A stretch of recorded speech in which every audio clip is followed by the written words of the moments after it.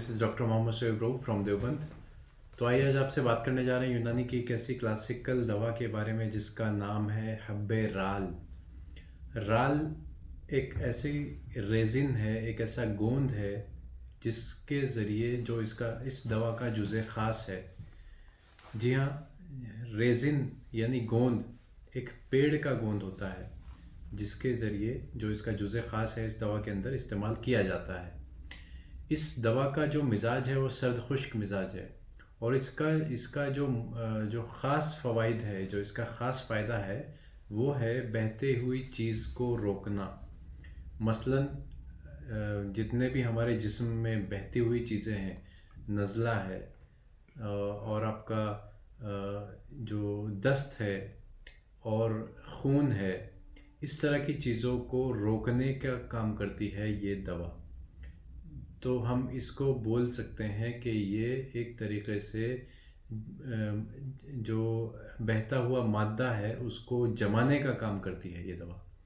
बहरहाल इसको हम पेट के मर्ज़ों में ज़्यादा इस्तेमाल करते हैं, जैसे कि आईबीएस में हम इसका इस्तेमाल करते हैं, डायरिया में हम इसका इस्तेमाल करते हैं, पाइल्स में हम इसका इस्तेमाल कर सकते हैं और इसके अलावा नज़ले में हम इसका इस्तेमाल कर सकते हैं। स्पर्म काउंट को बढ़ाने में भी हम इसका इस्तेमाल कर सकते हैं और यहाँ तक कि लेडीज़ के अंदर जो ल्यूकोरिया की प्रॉब्लम है, बहता हुआ जो पानी है उसको रोकने के लिए भी हम इसको इस्तेमाल कर सकते हैं। और हम इसको जिरियाने मनी में भी इस्तेमाल कर सकते हैं क्योंकि गोंद है एक तरह का जो पतले मादे को गाढ़ा करने की सलाहियत रखता है। तो इसी इसी चीज़ की वजह से ये स्पर्म को गाढ़ा करने में भी काम करता है।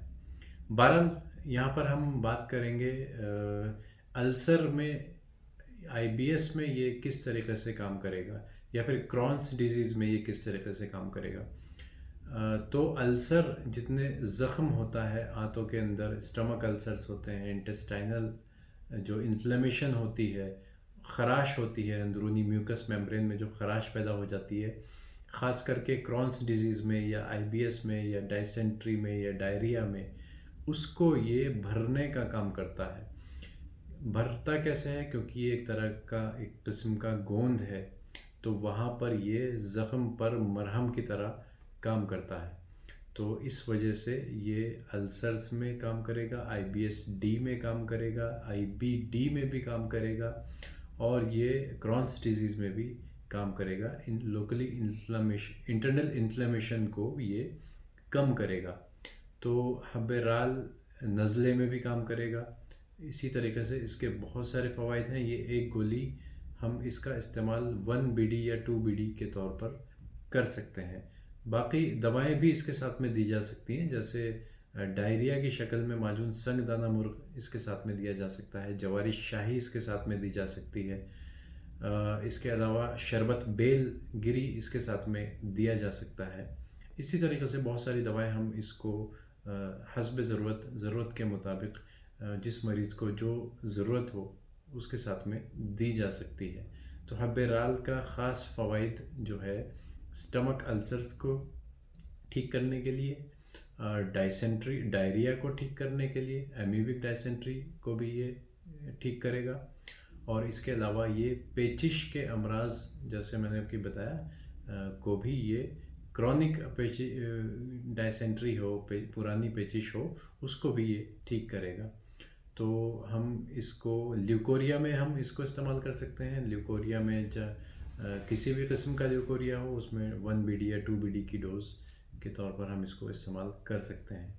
जिरियाने मनी में हम इसको माजून आरद खुरमा के साथ में इस्तेमाल करा सकते हैं। जिरियाने मनी में हम इसको बहुत सारे माजून जिरियान ख़ास के साथ इस्तेमाल करा सकते हैं।